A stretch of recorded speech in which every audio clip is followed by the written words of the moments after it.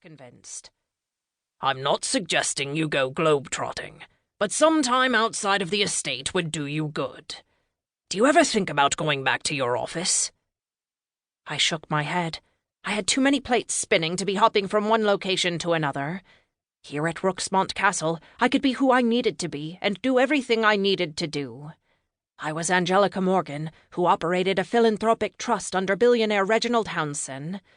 I was Angelica Morgan, the face of Morgan's Murder, an online community activism group. I was Caroline Bain, who offered advice to people who sought her guidance. Most importantly, though, I was the Morrigan. Goddess of War. I was still getting used to both the idea and the feeling of having her full power within me. As I mused in silence, I realized something. It's almost been a year since I visited Gran and learned about all of this. I waved at nothing in particular. Everything around me was a product of becoming the Morrigan, even my friend sitting across from me.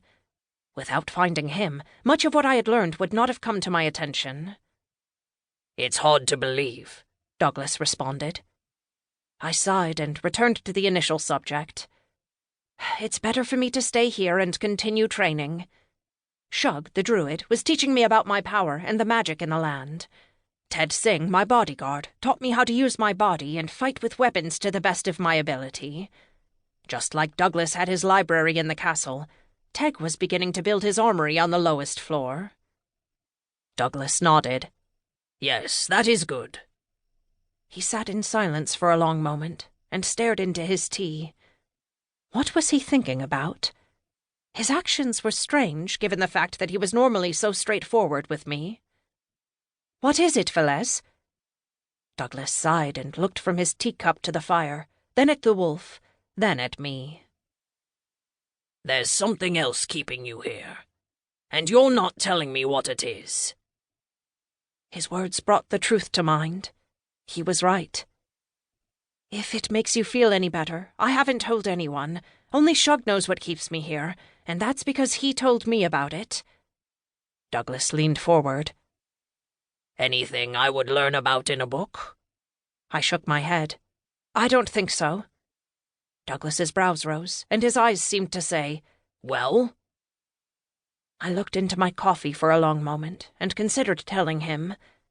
A quiet fear had been growing in me ever since Shug had shown me one of the 3 fountains 3 months ago and warned me that if the gods ever returned to the realm of men, they would seek to destroy the remaining undamaged fountain. And then me after it, I thought. The last undamaged fountain was in the forest on Rooksmont's grounds. Caroline Bain had left the castle to me, not just because I had taken her place with the Way of Seers, but so I could protect it. There was only so much a druid could do to protect the ancient magical fountain against the gods. Someone with godlike power would be needed too. Someone like me. What bothered me most was that I had no damned clue what the fountains did or what destroying them would mean. Shug knew, to an extent, but the likelihood of him sharing anything with me when I wanted it was very low.